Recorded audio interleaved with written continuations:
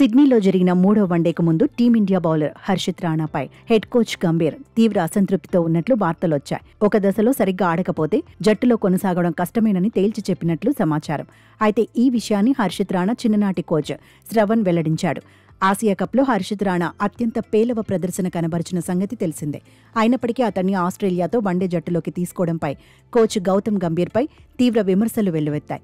ఆయన అవన్నీ పట్టించుకోకుండా రాణాను వెనకేసుకొస్తూ మీడియా విశ్లేషకులకు గంభీర్ కౌంటర్లిచ్చాడు. కానీ ఆసీస్ పర్యటనలో కూడా తొలి 2 మ్యాచుల్లో అంతంత మాత్రంగానే రాణించడంతో ఇక లాభం లేదనుకుని రాణాను కోచ్ తీవ్రంగా హెచ్చరించాడు.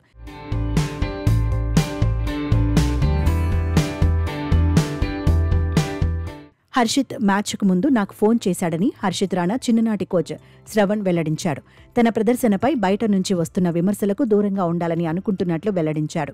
దీంతో నీ మీద నీవు నమ్మకం ఉంచుకొని చెప్పానని, కొందరు క్రికెటర్లు కోచ్ గంభీర్కు హర్షిత్ దగ్గరి వ్యక్తి అని చెబుతుంటారని తెలిపాడు. కానీ ప్రతిభను గుర్తించి వారికి గంభీర్ మద్దతుగా ఉంటాడని, అలాగే చాలామంది క్రికెటర్లకు అండగా నిలిచాడని శ్రవణ్ వివరించాడు.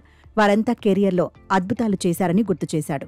వాస్తవానికి గంభీర్ మ్యాచ్ సందర్భంగా హర్షిత్ను తీవ్రంగా హెచ్చరించాడని, ఆటలో రాణించకపోయినా సరిగ్గా ఆడకపోయినా జట్టు నుంచి బయట కూర్చోబెడతా అని నేరుగా హర్షిత్కే చెప్పాడని శ్రవణ్ చెప్పుకొచ్చాడు. హర్షిత్ రాణా ఇంకా 23 ఏళ్ల కుర్రాడే అని రాణా చిన్ననాటి కోచ్ శ్రవణ్ మరోసారి గుర్తు చేశాడు. ఒకవేళ రాణా ఫెయిల్ అయినా అతడి నుంచి మెరుగైన ప్రదర్శన రాబట్టడానికి ఇంకొంత సమయం, ఇంకొన్ని మ్యాచులు ఆడేందుకు ఇవ్వాలని శ్రవణ్ వ్యాఖ్యానించాడు. ఈ క్రమంలో రాణాపై తీవ్ర విమర్శలు చేసిన మాజీ క్రికెటర్ శ్రీకాంత్ను తప్పుపట్టాడు. యూట్యూబ్ ఛానల్స్కు ఆదాయం పెంచడానికి కుర్రాళ్లను లక్ష్యం చేసుకోవడం పద్ధతి కాదని అన్నాడు. మరోవైపు శనివారం సిడ్నీలో జరిగిన మూడో వన్డేలో టీమిండియా విజయానికి హర్షిత్ రాణా కీలక పాత్ర పోషించాడు. 4 కీలక వికెట్లు పడగొట్టి ఆసీస్ బ్యాటర్లకు చుక్కలు చూపించాడు. దీంతో అతడి ఆటపై నమ్మకం పెరుగుతుందని అంతా భావిస్తున్నారు.